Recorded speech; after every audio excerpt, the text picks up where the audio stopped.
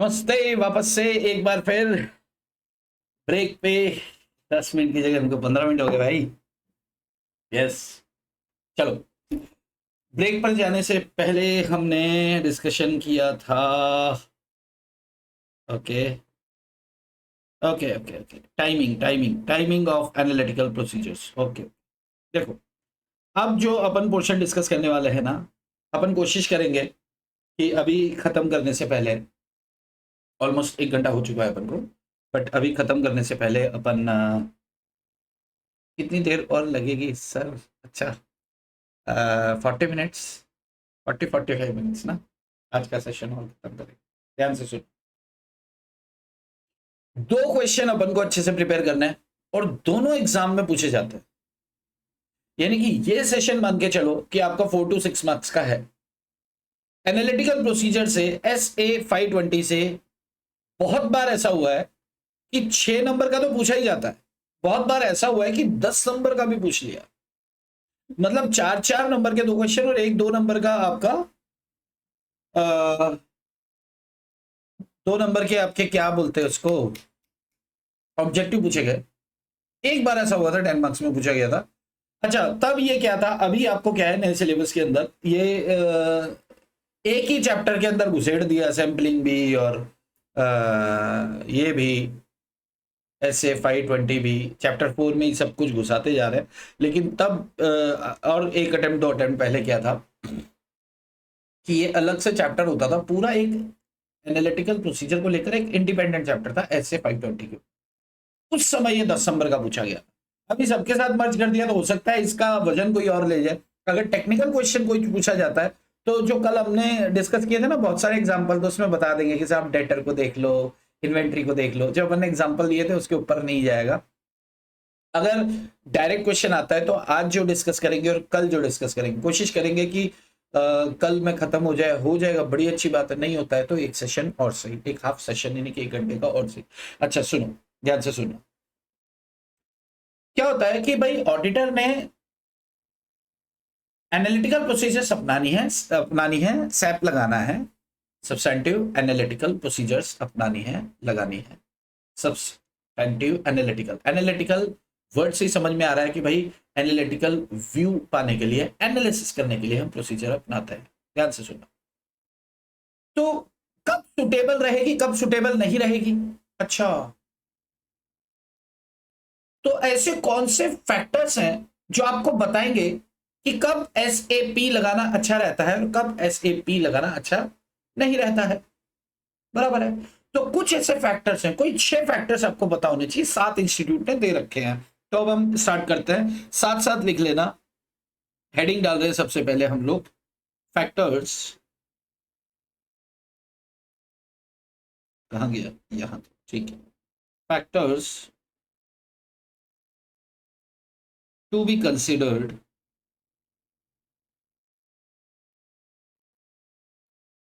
For SAP।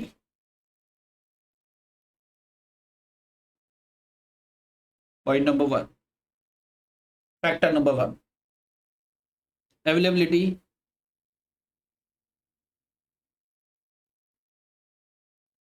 Of data. सबसे पहला factor है, साथ साथ डिस्कस करते चलते हैं और साथ साथ लिखते भी चलेंगे, ठीक है ना? अवेलेबिलिटी ऑफ डाटा, या फिर मैं आपको सारे पॉइंट्स एक साथ, नहीं नहीं नहीं, 6-7 पॉइंट एक एक डिस्कस करते हैं। अवेलेबिलिटी ऑफ डाटा, भाई हम एनालिटिकल प्रोसीजर लगाने जा रहे हैं, अगर हमें इजीली डाटा अवेलेबल हो जाएगा तो हम प्रोसीजर लगा पाएंगे।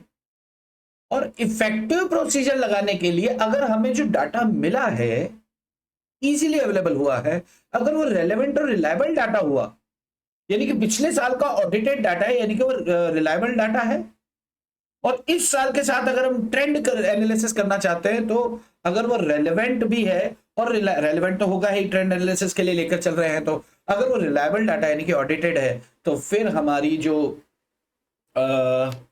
SAP है, सब्सटेंटिव एनालिटिकल प्रोसीजर, जो हमारी एनालिटिकल प्रोसीजर है उसको इफेक्टिवली फैसिलिटेट करेगा कि भैया आप अच्छे से चल सकते हो। तो first factor is availability of data, और जब अवेलेबिलिटी ऑफ डाटा का पॉइंट आता है तो उसमें अपने को दो शब्द इस्तेमाल करना है, रेलेवेंट एंड रिलायबल। राइट, एक लाइन लिख लेते हैं, ये डाटा क्या होना चाहिए भाई साहब, रेलेवेंट एंड रिलायबल। क्या होगा इससे, ये फैसिलिटेट करेगा इफेक्टिव सैप डिजाइनिंग के लिए। फुल स्टॉप, बात खत्म। सैप चलाने के लिए, सैप क्या है, substantive analytical procedure. First factor is over. Factor number second, ध्यान से सुना, फैक्टर नंबर 7 है डिसएग्रीगेशन।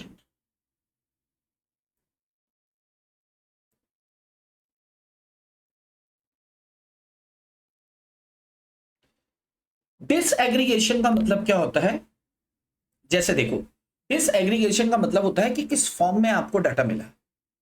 जैसे मान लो कि उदाहरण के तौर पे, कि अगर मान लो एक ऑर्गेनाइजेशन की टोटल सेल्स है 2 करोड़, अब 2 करोड़ रुपए की सेल्स में उसने लोकल माल भी बेचा है, उसने आउटसाइड सिटी भी माल बेचा है, उसने आउटसाइड स्टेट भी माल, अरे उससे एक्सपोर्ट भी किया है, और आपको पूरा डाटा दे दिया जाता है 2 करोड़ रुपए का, नंबर 1। या फिर आपको डाटा दिया जाता है सेग्रीगेट करके कि भैया एक्सपोर्ट का ये है, इंटर स्टेट ये है, इंट्रा स्टेट ये है, मंथली सेल्स का डाटा ये ले लो। तो अब बताओ कि आपको एनालिटिकल प्रोसीजर्स लगाना कहां पर सुटेबल लगेगा, कहां पर आपको लग रहा है कि यार इफेक्टिवली मैं एसएपी लगाकर अपने रिजल्ट्स ले लूंगा। जाहिर सी बात है, जहां पर डाटा डिसएग्रीगेट फॉर्म में है, अगर एग्रीगेट फॉर्म में होगा, सारा का सारा इकट्ठा होगा, यार वहां पर एसएपी इफेक्टिवली आप नहीं लगा सकते, लगाएंगे रिजल्ट्स आपको अच्छे नहीं आएंगे। लेकिन अगर डिसएग्रीगेशन ऑफ डाटा हो रखा है, यानी कि उस फॉर्म में डाटा आपको मिल रखा है जो सेग्रीगेट फॉर्म में है, तो जाहिर सी बात है आप एसएपी इफेक्टिवली रन कर पाएंगे। तो ये एक फैक्टर है, पहला फैक्टर था availability of data, relevant and reliable. Second disaggregation, यानी कि किस फॉर्म में डाटा आपके पास अवेलेबल है। मैं ब्रैकेट में लिख दे रहा हूं फॉर्म ऑफ डाटा, किस फॉर्म में आपको डाटा अवेलेबल है। इसमें एक लाइन लिख देता हूं मैं, degree of disaggregation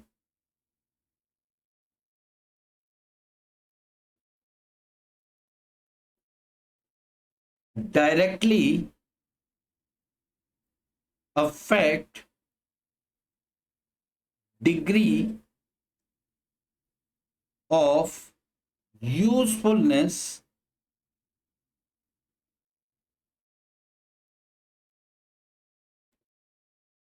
in detecting misstatement।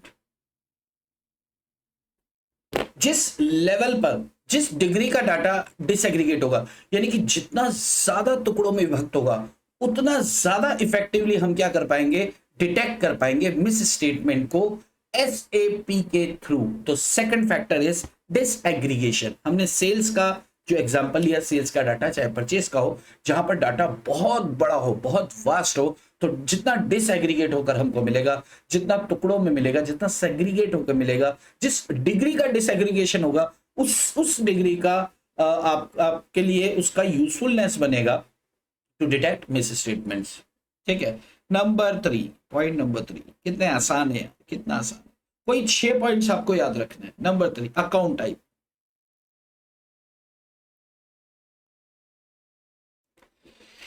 Account type तो बहुत ज्यादा निर्भर करता है जी कि जो सब्सटैंटिव एनालिटिकल प्रोसीजर्स है, सर्टेन टाइप्स ऑफ अकाउंट्स के ऊपर, कुछ पर्टिकुलर अकाउंट्स के ऊपर ये जो है इफेक्टिवली यूजफुल माना जाता है, इफेक्टिवली काम कर पाता है।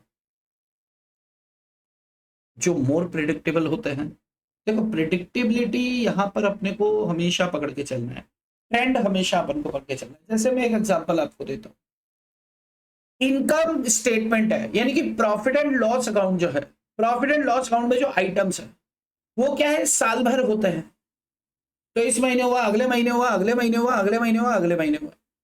यानी कि ये क्या करते हैं, एक ट्रेंड को फॉलो करते हैं।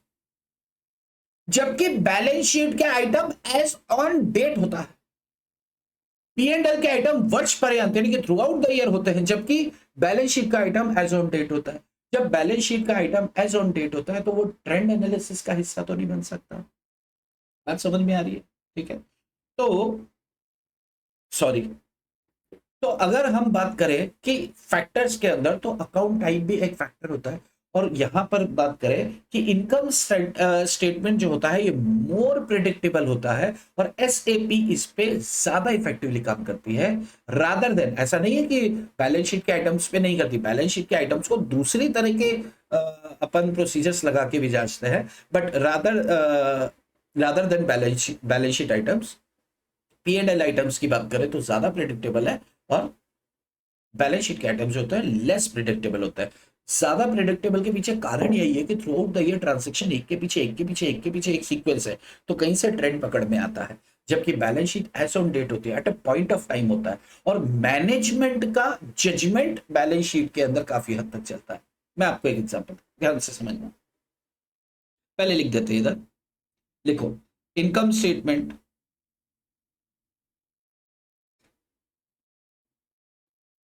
अकाउंट, ये क्या होता है जी, मोर प्रिडिक्टेबल होता है।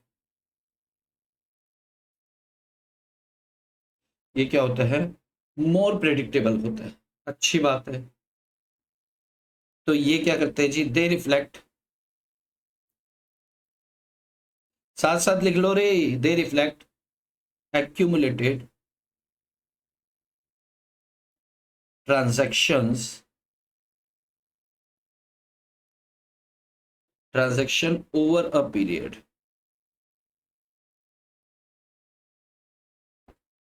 On the other hand, balance sheet items जो होते हैं लेस प्रिडिक्टेबल होते हैं।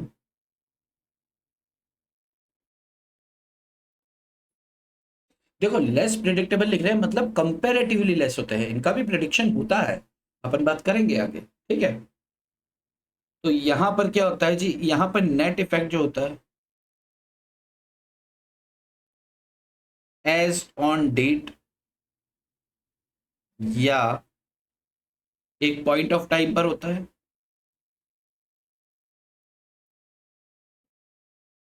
तो ये कैसे चलता है जी, सब्जेक्ट टू मैनेजमेंट जजमेंट। ज्यादातर ये मैनेजमेंट के जजमेंट के आधार पर चलता है, ठीक है जी। मतलब कितनी एसेट खरीदनी है, अचानक से खरीद ली, अचानक से बेच दी, कोई ट्रेंड नहीं है। पिछले साल तो हमने 4 एसेट बेची थी, इस साल तो 3 ही बेची, ऐसा कोई नौटंकी नहीं चलता है इसके अंदर। लेकिन पिछले साल तो हमने इतना माल बेचा था, इस साल इतना, बिल्कुल वो चीज को समझ के चलता है, क्योंकि वो साल भर ट्रांजेक्शन है, वो रूटीन नेचर के, रूटीन नॉन रूटीन भी अभी आगे लेंगे। तो बात समझ में आ रही है, account type number 3 is account type. तो आप सीधी सी बात को ध्यान में रखना कि भाई साहब, अगर पी एंड एल या इनकम स्टेटमेंट से संबंधित जितने भी अकाउंट्स हैं वो मोर प्रिडिक्टेबल होते हैं, तो ऐसे भी थोड़ा सा इफेक्टिव वहां पे ज्यादा होता है। Balance sheet item less predictive होता है। वो क्यों होते हैं, क्योंकि साल भर होता है। ये क्यों होता है, क्योंकि eight a point of time होता है। नंबर 4 एज ऑन डेट होता है। Number four is source. Source को मैं यहां लिख दे रहा हूं, आपको ये किस सोर्स से इंफॉर्मेशन मिली है। अब इंफॉर्मेशन मिलने के सोर्स दो तरीके के होते हैं, एक तो रूटीन सोर्स होता है, एक नॉन रूटीन। एक होता है जी आपका रूटीन प्रोसेस।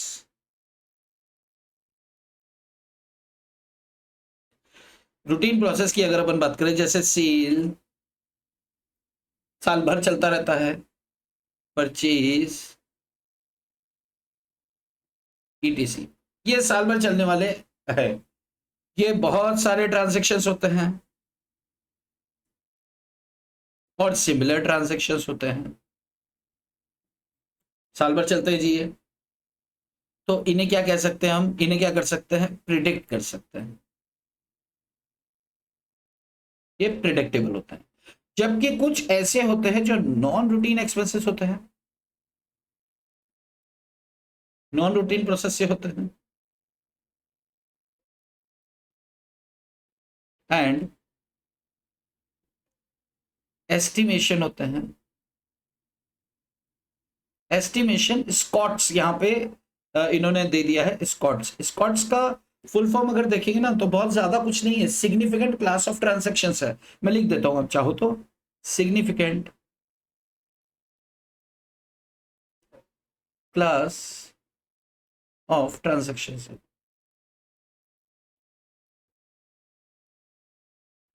ये जाहिर सी बात है क्या होते हैं, ये नॉन प्रिडिक्टेबल होते हैं। ये न्यूमरस है, सिमिलर है, ठीक है, ये नॉन प्रिडिक्टेबल होते हैं जी।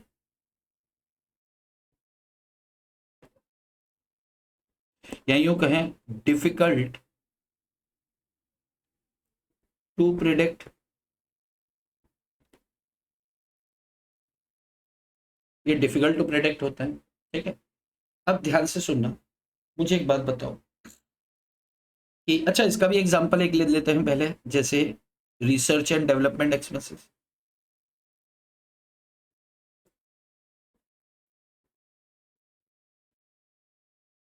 या research and advertisement expenses etc.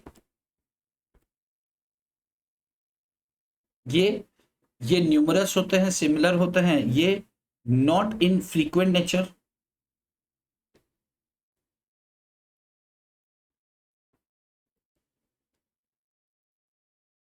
Not in frequent nature. अब जरा ध्यान से समझना भाई, आपके पास डाटा, हम बात कर रहे हैं फैक्टर्स जो इन्फ्लुएंस करते हैं कि भैया ये प्रोसीजर अपनी सुटेबल होगी या नहीं होगी एनालिटिकल। तो ये देखेंगे कि भैया देखो सीधी सी बात, अगर रूटीन प्रोसेस से आपके पास कोई डाटा आ रहा है तो उसका ट्रेंड करना, उसका ट्रेंड एनालिसिस करना, उसका रेशियो लगाना, उसके ऊपर तमाम तरह की प्रोसीजर्स लगाना, एनालिटिकल प्रोसीजर्स, वो थोड़ा सा संभव होता है। क्यों? क्योंकि प्रिडिक्टेबल नेचर होता है, हमें पता है कि साल भर से चल रहा है तो कुछ होगा। लेकिन सोचो कुछ ऐसे ट्रांजेक्शन है जो non routine process and estimation scots हैं। एस्टिमेशन स्कॉट्स का मतलब सिग्निफिकेंट क्लास ऑफ ट्रांजेक्शन, कुछ ऐसे हैं जो महत्वपूर्ण ट्रांजेक्शन है और क्या बोलते हैं, फ्रीक्वेंट इन नेचर नहीं है, होते रहते हैं ऐसा नहीं है, इन्हें प्रिडिक्ट नहीं कर सकते क्योंकि ये तो अचानक से हुए हैं। कुछ ऐसे ट्रांजैक्शन है जो अचानक से हुए हैं, प्रिडिक्शन नहीं है। बहुत सारे ट्रांजैक्शन नहीं है, कुछ एक ट्रांजैक्शन है और रूटीन प्रोसेस में नहीं हुआ करते हैं। जाहिर सी बात है यहां पर एसएपी इफेक्टिवली काम करेगी, यहां पर इफेक्टिवली काम नहीं करेगी। तो एसएपी कहां सुटेबल होगा? रूटीन प्रोसेस के अंदर। नॉन रूटीन की आप टेस्ट ऑफ डिटेल्स करो, जांच करो। 10 ट्रांजैक्शन है तो 10 को उठा के पूरी जांच करो ना, एक से दूसरा काय को घुसाने का। बात समझ में आता है? Point number 4 is over. Point number 5 लिख लेना बॉस, साथ साथ लिख लेना। मैं बहुत सोच समझ के कह रहा हूं कि लिख लेना, क्योंकि ये आपके पास लिखा रहेगा ना जो मेरा लिखा है, आप जिंदगी में आप बहुत खुश हो जाओगे, ठीक है। पॉइंट नंबर 5 लिखो, प्रिडिक्टेबल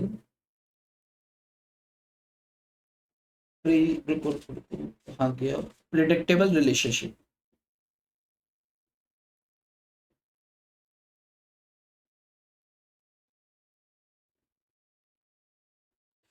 इसको अगर मैं ओरली एक एक लाइन में खत्म करूं ना, अगर कोई दो डाटा के बीच में, चाहे वो फाइनेंशियल नॉन फाइनेंशियल डाटा हो या फाइनेंशियल फाइनेंशियल डाटा हो या ट्रेंड की बात करें किधर से भी, कोई दो डाटा के बीच में रिलेशनशिप है और वो रिलेशनशिप आप प्रिडिक्ट कर सकते हो तो एसएपी इज बेटर। लेकिन अगर आप प्रिडिक्ट नहीं कर सकते, नॉन प्रिडिक्टेबल है भाई साहब, फिर हाथ जोड़ लो, आप टेस्ट ऑफ डिटेल्स में जाओ। इतनी सी बात है। If you are able to predict such relationship, और वो रिलेशनशिप जो है प्रिडिक्टेबल रिलेशनशिप, मतलब वो अभी जैसा रिश्ता है वो आगे भी बना रहेगा। मैं इसका डेफिनेशन लिख देता हूं, आप लिख लो, तो फिर ऐसे भी आपके लिए बढ़िया है।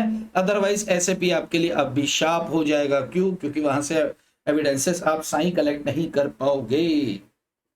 एक लाइन लिख लो कि प्रिडिक्टेबल रिलेशनशिप क्या होती है।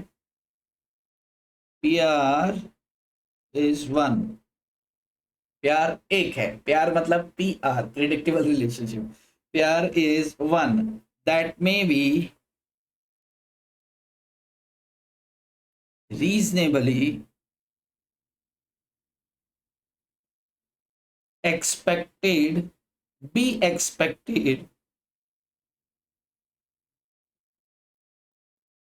to exist, एक तो वो मौजूद है एंड कंटिन्यू ओवर टाइम, और लगी रहेगी।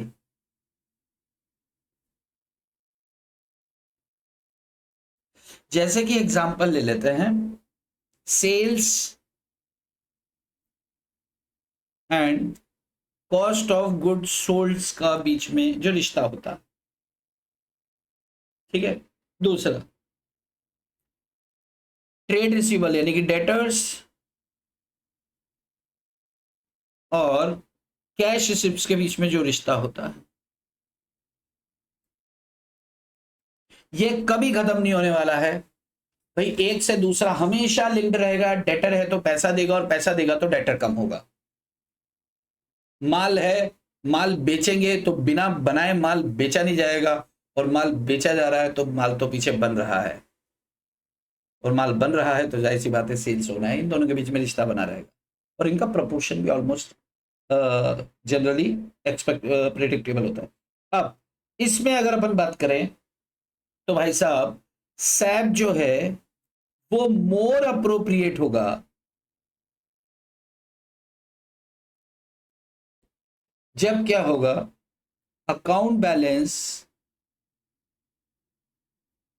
या फिर रिलेशनशिप्स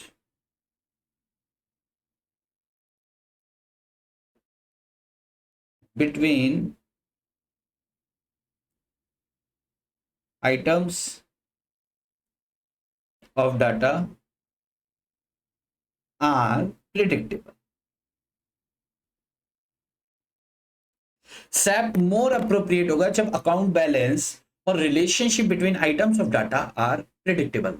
तो ये लाइन इंपॉर्टेंट है। पहली लाइन में बताया कि क्या होता है कि भाई साहब दोनों के बीच में रिश्ता है, और वो रिश्ता कंटिन्यू ओवर टाइम है। उदाहरण के तौर पे सेल्स ऑफ कॉक्स और डेटर्स हो है। और सैप मोर अप्रोप्रिएट होगा अगर अकाउंट बैलेंस और रिलेशनशिप्स जो हैं इनके बीच में, चाहे वो फाइनेंशियल नॉन फाइनेंशियल हो, वो प्रेडिक्टेबल होते हैं। पॉइंट नंबर 5 था। पॉइंट नंबर 6 लास्ट है। कितना आसान है यार, देखो खत्म होते जा रहा है, बहुत ज्यादा आसान है। Point number 6, nature of assertion.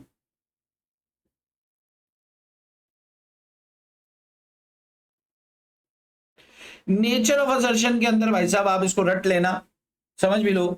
अगर आपको कंप्लीटनेस और वैल्यूएशन चेक करना है तो भाई साहब ये बहुत बढ़िया है, क्योंकि कंप्लीटनेस और वैल्यूएशन की जांच के लिए एसएपी बिल्कुल काम में लाई जाती है। क्योंकि कैलकुलेशन, रेशियोज, तमाम तरह की फाइनेंशियल डायरेक्टली और इनडायरेक्टली एक दूसरे से लिंक होते हैं। लेकिन जब आप राइट्स एंड ऑब्लिगेशन वाली असर्शन को चेक करना चाहते हो, अगर कंप्लीटनेस और वैल्यूएशन वाली असर्शन को चेक करना चाहते हो तो सैप इज वेरी गुड। लेकिन अगर आप राइट्स और ऑब्लिगेशन, जाहिर सी बात है कि ऑर्गेनाइजेशन है, ऑर्गेनाइजेशन के पास लैंड एंड बिल्डिंग है, और आप उसको पूछते हो कि क्या आपका राइट है, क्या आप इसके मालिक हो, तो मालिक हो कि नहीं हो उसमें सैप क्या करेगा, उसमें तो ऑनरशिप डॉक्यूमेंट देखना है। लेकिन जब वैल्यूएशन की बात आएगी तो वैल्यूएशन तो क्या कर सकते हैं अपन, कैलकुलेशन कर सकते हैं, रेशियोज लगा सकते हैं। लेकिन अगर ओनरशिप की बात करेंगे, राइट्स की बात करेंगे, ऑब्लिगेशन की बात करेंगे, तो उसके लिए जो है ट्रेंड वगैरह लेस इफेक्टिव होता है। तो ये चीज को ध्यान रखना। कौन सी वाली असर्शन बेटा, ये ऑब्जेक्टिव में पूछा जाएगा, ऑब्जेक्टिव ऑब्जेक्टिव पूछा जाएगा कि भैया कौन सी असर्शंस में सैप मजे लेती है, कौन सी असर्शंस में सैप को मजा ही नहीं आता है। तो हम बोलेंगे रुको जरा, सब्र करो, हम आपको बताते हैं। लिखो, कंप्लीटनेस को लेकर बात है एंड वैल्यूएशन को लेकर बात है। अगर ये असर्शंस को ऑडिटर चेक करना चाहता है तो एस ए पी जो होगा वो मोर इफेक्टिव होगा। लेकिन अगर राइट्स एंड ऑब्लिगेशंस, अगर ये असर्शन को अगर ऑडिटर देखना चाहता है तो सैप जो होगा कंपैरेटिवली लेस इफेक्टिव होगा, कंपैरेटिवली लेस इफेक्टिव होगा। बात समझ में आ रही है भाई? आप वैल्यूएशन देखना चाहते हो, आप मेजरमेंट देखना चाहते हो, आप कंप्लीशन देखना चाहते हो, या फिर कंप्लीटनेस या ऑकरेंस देखना चाहते हो, भाई साहब आप क्या करो, सैप लगा लो। लेकिन आप राइट्स और ऑब्लिगेशन पे जाओगे, हाथ जोड़ लिया, आप मत लगाना। पॉइंट नंबर 6 इज ओवर, बहुत आसान था। और आखिरी पॉइंट आता है नंबर 7 आपका। नंबर 7 आता है 7 क्या था भाई साहब? Inherent risk, what can go wrong? Inherent risk मैंने इधर आया नहीं किया या भाई? इनहेरेंट रिस्क,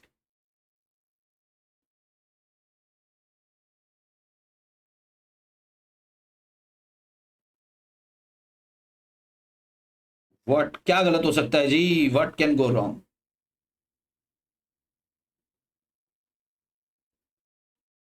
इसमें बोलते हैं जी, अगर इनहेरेंट रिस्क ज्यादा है तो सैप मत अपनाओ, टेस्ट ऑफ डिटेल्स करो। अगर आपको लग रहा है गड़बड़ होने की बहुत सारी एक्सपेक्टेशन हमें नजर आ रही है, संभावनाएं नजर आ रही हैं, भाई साहब जांच करो, उसकी गहन जांच करो, घुस के जांच करो यार। एनालिटिकल एनालिसिस क्या कर रहे हो? हाँ, पूरी जांच करो साले की।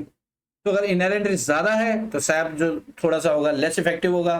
और अगर इनहेरेंट रिस्क है और वहां पे आपने सैप लगाया और उसके बाद आपने बोला हो गया, ना ना ना, सोली आप सैप लगाओगे तो फिर ये बिल्कुल इफेक्टिव नहीं होगा, ये आपके गंद फैला के आ जाएगा, ये ध्यान रखना। तो आप इसके अंदर एक लाइन लिख लो जी, व्हेन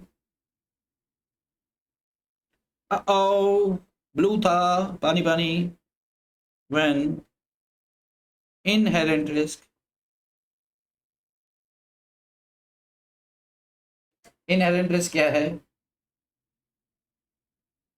हायर। तो क्या होगा? तो होगा जी, टेस्ट ऑफ डिटेल्स अपनाई जाएंगी।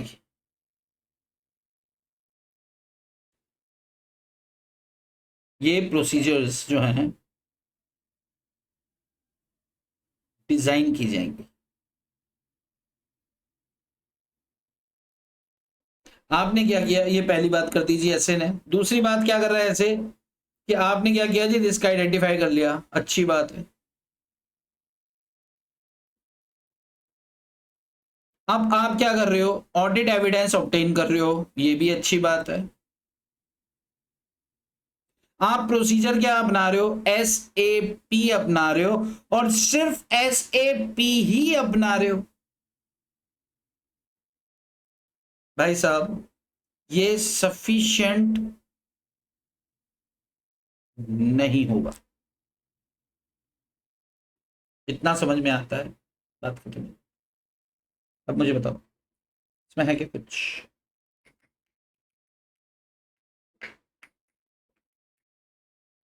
और अगर आप सिर्फ ये कर रहे हो तो हम ये मान के चलेंगे कि इसके अंदर risk of material miss statement बना रहेगा। क्यों? क्योंकि ये प्रोसीजर अप्रोप्रिएट नहीं है।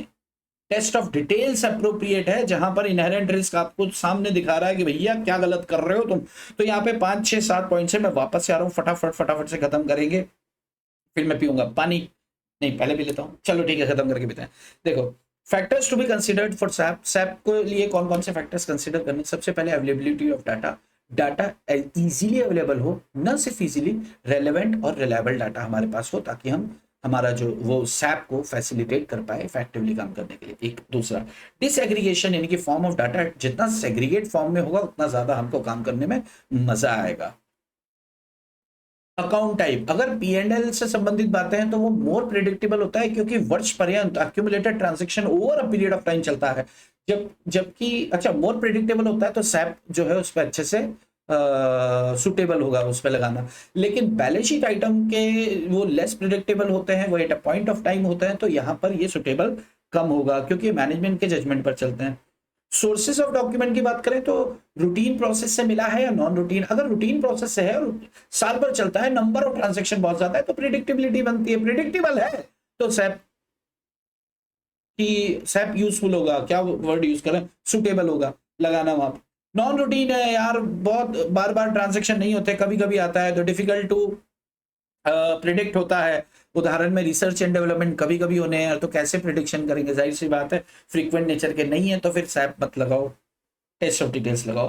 प्रिडिक्टेबल रिलेशनशिप, प्रिडिक्टेबल रिलेशनशिप का मतलब क्या होता है कि दो डाटा आपस में रिलेशनशिप में है और वो हमें आगे भी रहना पसंद करना चाहते हैं, जैसे सेल्स और cost of good celled and debtor और कैश रिसीव। चलो ये बात हो गई थी। इंपॉर्टेंट पॉइंट क्या था यहाँ पर, ये वाला पॉइंट इंपॉर्टेंट था कि भैया सैप कहां पर मोर अप्रोप्रिएट होगा, जहां पे अकाउंट बैलेंस और relationship between items data are predictable, predict कर पाओगे। अगेन प्रिडिक्ट की बात आ गई। Nature of assertion, nature of assertion में बिल्कुल याद रख लेना, कंप्लीटनेस और वैल्यूएशन की बात होगी तो मोर इफेक्टिव होगा, लेकिन राइट्स एंड ऑब्लिगेशंस की बात होगी बेटा पूछा जाएगा, ये 2 नंबर में ध्यान रख लेना। और आखिरी इनहेरेंट रिस्क, रिस्क ज्यादा है तो भाई साहब टेस्ट ऑफ डिटेल्स कागज पकड़ो, कहां तुम टाइम पास एनालिसिस करने में लगे हो, ठीक है। और रिस्क आइडेंटिफाई कर लिया, ऑडिट एविडेंस भी आपने सैप लगा के, सिर्फ वही लगा के लिए तो भैया रोम बढ़ जाएगा आपका, ये सफिशिएंट नहीं माना जाएगा। बात समझ में आती है क्या? ये हमारा पहला क्वेश्चन हो गया जी, कौन कौन से फैक्टर्स हैं। अब दूसरा क्वेश्चन हम लेंगे टेक्निक्स, ठीक है। मैं पानी भी लेता हूं।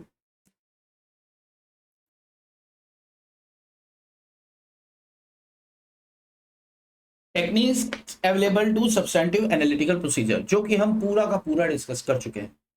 ध्यान से सुनो, 4 नंबर का क्वेश्चन, इससे बड़ा नहीं होगा। उफ, बहुत लिखना पड़ता है ना। एक बार का काम है भाई, अभी लिख लो, उसके बाद ना एग्जाम टाइम पे एकदम खाली नजर मारना है, और इसमें कुछ लिखना ही नहीं है, देखना कुछ नहीं लिखना पड़ेगा इसमें। देखो टेक्निक्स ऑफ, लाल से लिखते हैं ना, techniques available as SAP. SAP के अंदर क्या टेक्निक्स अवेलेबल है जी? Number 1 trend analysis,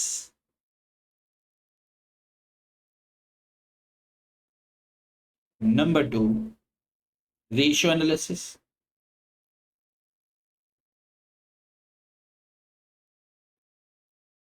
number 3 reasonableness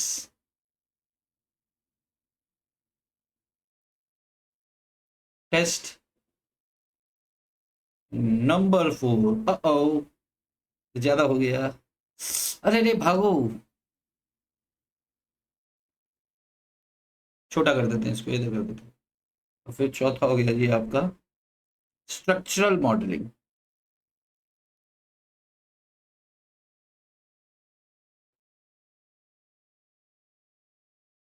अब मुझे एक बात बताओ, इसमें से कौन सी बात नहीं करी अपन ने? और आपको जो समझ में आ रहा है कि हम, मुझे पता है, तो ये 2 चीज तो आपको पता ही है ना।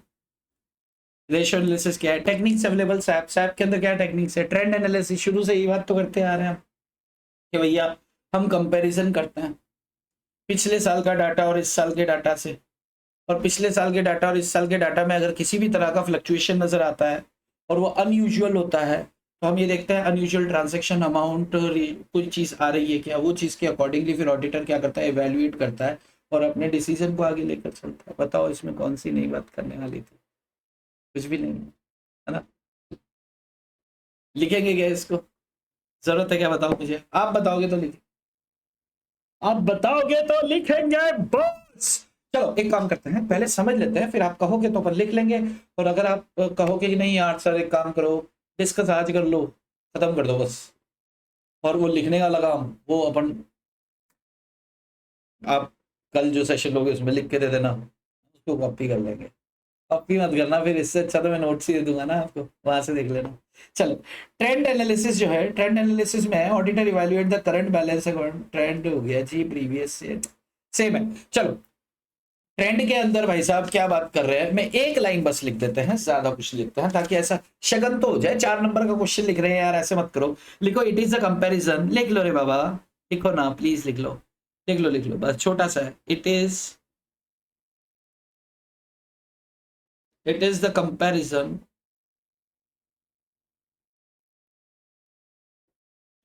it is a comparison of current data with prior period balance or with a trend in with a trend in with a trend in two or more prior period balances। मैं रुका हूं, आप इसे लिख लीजिए फिर हम आगे बढ़ेंगे।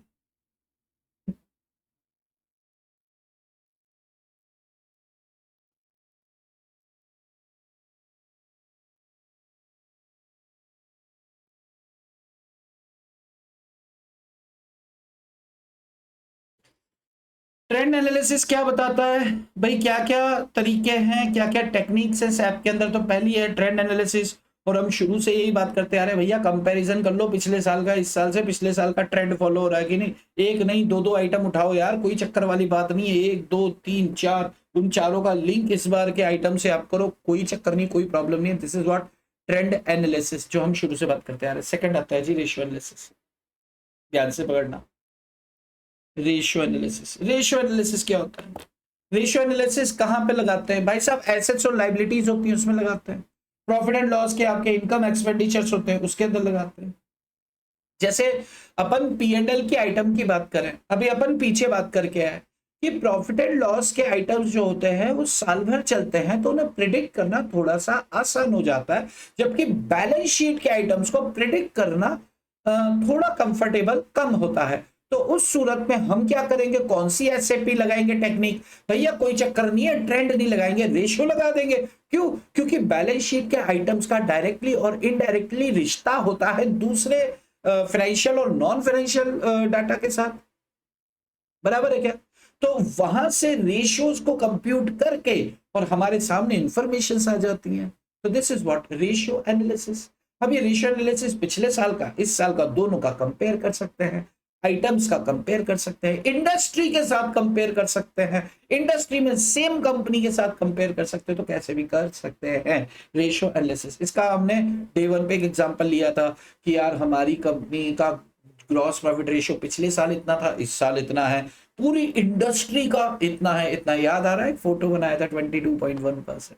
चलो 2 लाइन लिख लेते हैं ताकि ऐसे शगन हो जाए, शगन शगन पालो जी, शगन। चलो जी शगन हो जाएगा। आ लो जी, हो गया, आ लो जी, बस बस बस हो गया।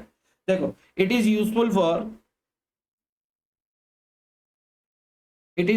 For analysing assets and liabilities as well as revenue and expenses, revenue and expenditures। अच्छी बात है।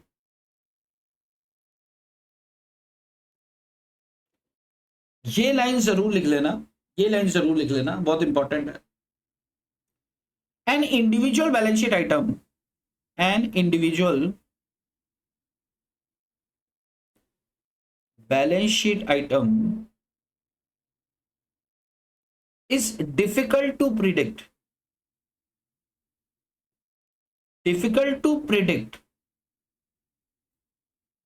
बट उसका अगर किसी के साथ रिश्ता है तो वो प्रिडिक्ट कर सकते हैं।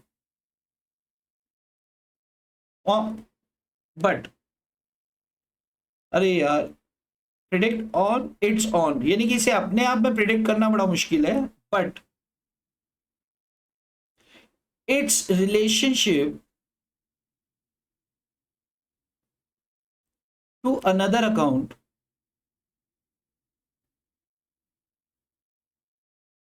is often more predictable,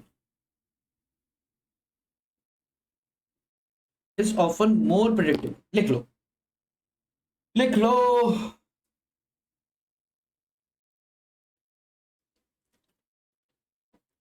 ratio analysis कहां काम कर लेते हैं भैया? रेशियो एनालिसिस हम prior period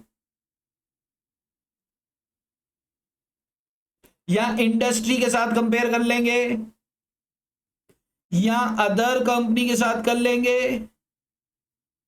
etc inter firm comparison कर लेंगे, इंट्रा फर्म कंपैरिजन कर लेंगे, इंडस्ट्री के साथ कंपैरिजन अपने ही पिछले साल का कर लेंगे। चक्कर में मत रहो, बहुत टाइम है अपने पास, बहुत काम है। कुछ फाइनेंशियल रेशियो के एग्जांपल बहुत अच्छी बात है भाई साहब। Gross profit ratio, inventory turnover ratio,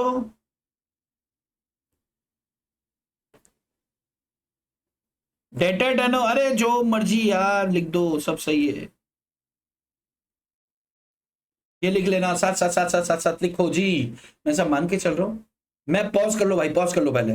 मैं सब मान के चल रहा हूँ कि आप ये लिख चुके हैं, नहीं लिखा है तो पॉज किया है, मैं आगे बढ़ रहा हूँ, ठीक है। रीजनेबलनेस टेस्ट, रीजनेबलनेस टेस्ट में बड़ी इंपॉर्टेंट चीज है, देखो। रीजनेबलनेस टेस्ट कहता है कि भाई साहब, अनलाइक ट्रेंड एनालिसिस, भाई हमें ट्रेंड व्रेंड नहीं करना। रीजनेबलनेस नॉन फाइनेंशियल डाटा को ही पकड़ के चलता है। इसके ऊपर एक बार एग्जाम में इसके एग्जांपल पूछेगा कि कोई चार बताओ जो सैप में रीजनेबल टेस्ट से आप देखते हो। बड़ी अच्छी बात है भाई साहब। तो पहले इसको समझ लो कि ये रीजनेबल टेस्ट किसकी बात कर रहा है। रीजनेबल टेस्ट आपको सीधा सीधा इंडिकेशन दे रहा है, भैया हम analytical procedure, prior period wire period के चक्कर में हम नहीं रह रहे। ट्रेंड मतलब ट्रेंड एनालिसिस के चक्कर में हम नहीं रह रहे हैं। हम चलेंगे किस पर, नॉन फाइनेंशियल डाटा पर।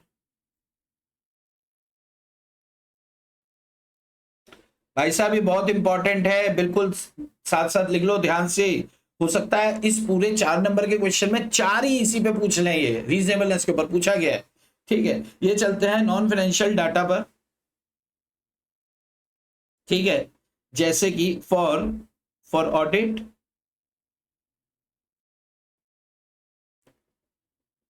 पीरियड, जैसे एग्जांपल ले लें भाई साहब, ऑक्यूपेंसी रेट,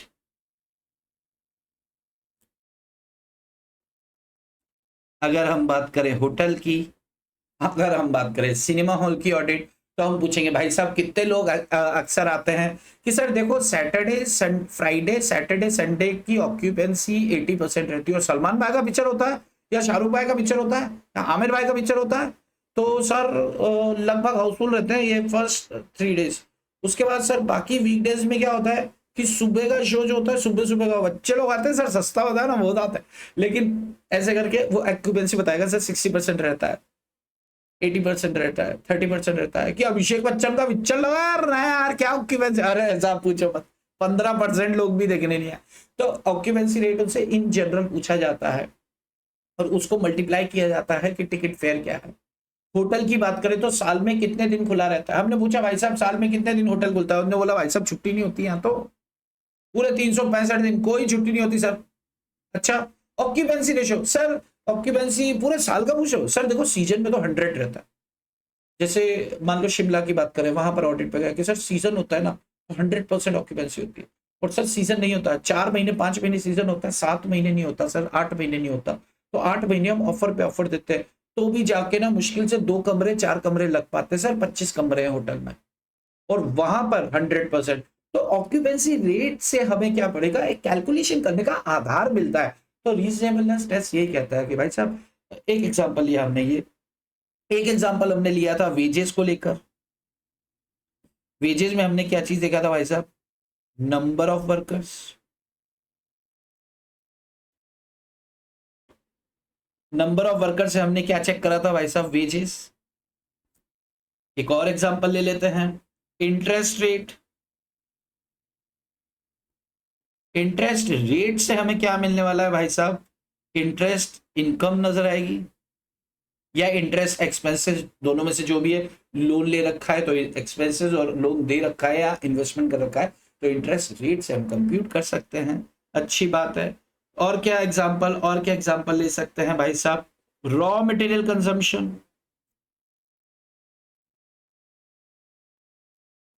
कितना रॉ मटेरियल कंज्यूम होता है, क्वांटिटी हमारे काम की है फॉर प्रोडक्शन। तो क्वांटिटी अगर होगी तो वो नॉन फाइनेंशियल डाटा है, प्राइस अगर होगा तो फाइनेंशियल हो जाएगा। तो अब जो भी मैं बात करूंगा क्वांटिटी की करूंगा। देखो ऑक्यूपेंसी रेट अपन ने बात किया, नंबर ऑफ वर्कर्स की बात किया, इंटरेस्ट रेट का बात किया। अब बात करें wastage and scrap,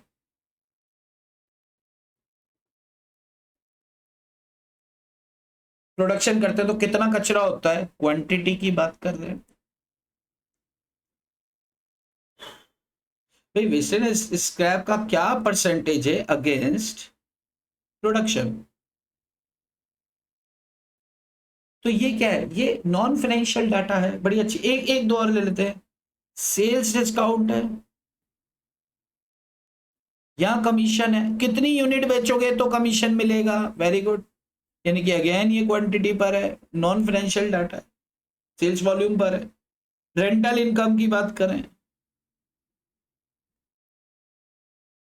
rental income या रेंटल एक्सपेंडिचर की बात करें, सीधी सी बात है कि मान लो रेंट हमने पे किया, हम क्या है 4 मंजिला मकान में, 4 मंजिला वो कमर्शियल यूनिट है, उसके अंदर हम भाड़ा पे कर रहे हैं, हम भाड़ा पे कर रहे हैं, हम एक यूनिट में रह रहे हैं, टोटल का 1,00,000 रुपए, 50,000 हम दे रहे। अरे ऐसा क्यों यार, मान लो उसमें टोटल 4 यूनिट है तो हमारा 25,000 बनता है ना।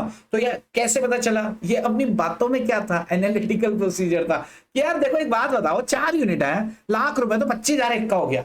जैसे ये बोला ना हमने, अच्छा तो 25,000 एक का हो गया, इसका मतलब हमने एनालिटिकल प्रोसीजर लगा दी। यही होता है, तुम चक्कर में मत रहो, जो तुम्हें बचपन से सीख रहे हो ना भाई, वही सब इंग्लिश में लिखा है, उसे क्या बोल देते हैं, ऑडिट करता है। ऑडिट का मतलब क्या होता है, फूफा जी उपा जी कमी निकालते हैं ना लोग आके, से बढ़िया तो वही कर देता। और ये क्या भाई, तो कमी निकालने वाले होते हैं ना, जो फूफा जी जीजा जी, वही ऑडिटर होते हैं यार, ये लोग तंग करते हैं। ठीक है, revenue based on occupancy of premises. मान लो हमारी प्रेमिसेस है और हमने क्या कर रखा है, भाड़े पर दे रखा है, तो भाड़े की आमदनी किससे कितना ले रहे हैं वो सारी बातें सब लेट कर रखा है, तो एरिया कितना है उस हिसाब से। खैर ये कुछ एग्जांपल है, एग्जांपल अगर मैं काउंट करूं तो एग्जांपल हो गए 1 2 3 4 5 6 7, 6 7 हो गए। चलो आप पहले 5 6 में से कोई 4 एग्जांपल आप पकड़ लेना, और कुछ भी नहीं है।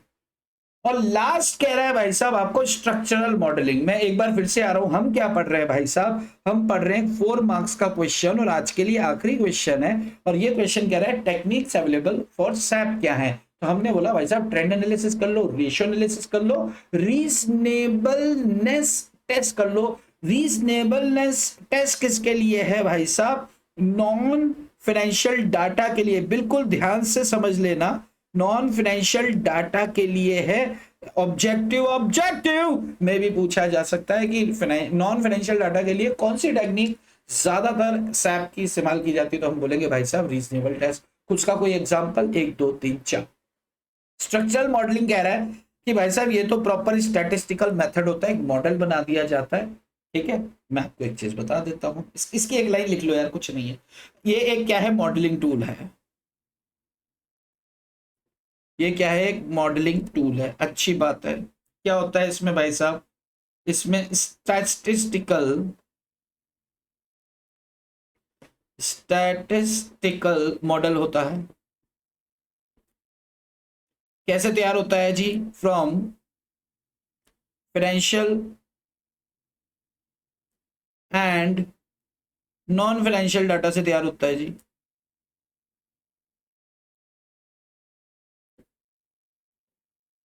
कब के डाटा सर, प्रायर पीरियड के। कब का डाटा होता है जी, प्रायर अकाउंटिंग पीरियड का। क्यों लगाए जाते हैं, प्रिडिक्ट करने के लिए सर।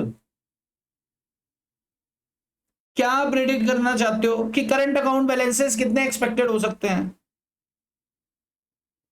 करंट अकाउंट बैलेंसेस कितने होंगे। स्टैटिस्टिक्स में आपने सीपीटी में पढ़ा होगा लीनियर रिग्रेशन, ये वही है। तो मुझे ज्यादा आपको बताने की जरूरत नहीं है, क्योंकि सीपीटी में आपने, सीपीटी मतलब सीए फाउंडेशन में आपने इसको अच्छे से देख रखा है, सीधी सी बात है।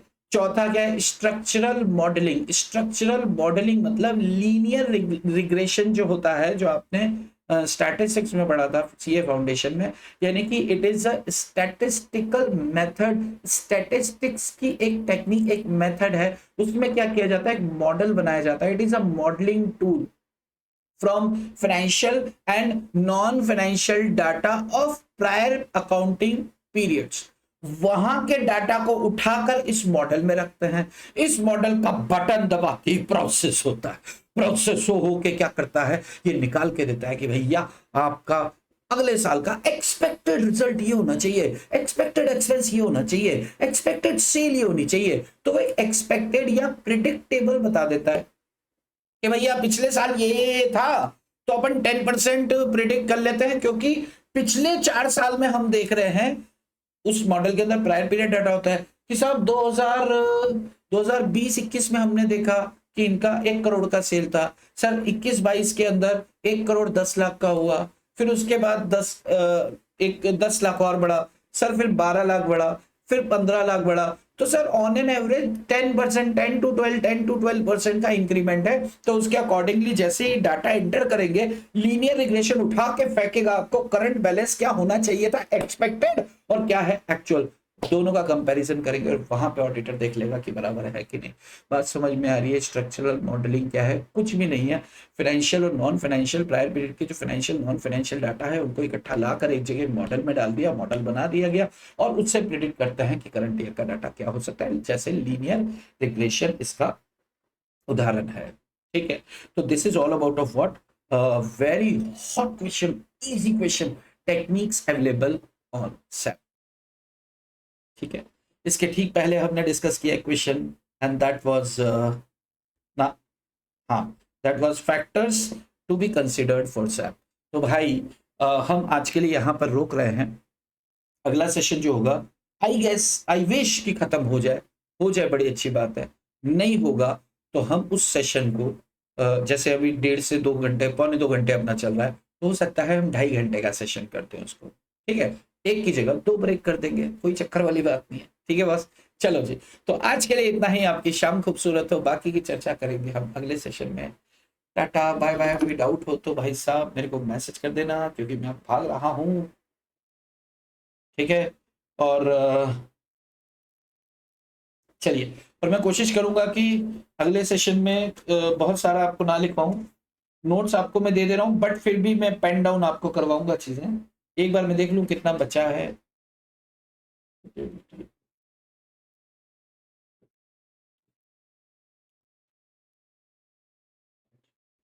4 से 5 क्वेश्चन हैं, तो मुझे लगता है कि कल में नहीं होंगे, जितना होगा हम देखेंगे। चलिए, तो आज के लिए इतना ही। आपकी शाम खूबसूरत हो, बाकी चर्चा करेंगे अगले सेशन में। Bye bye. Bye again.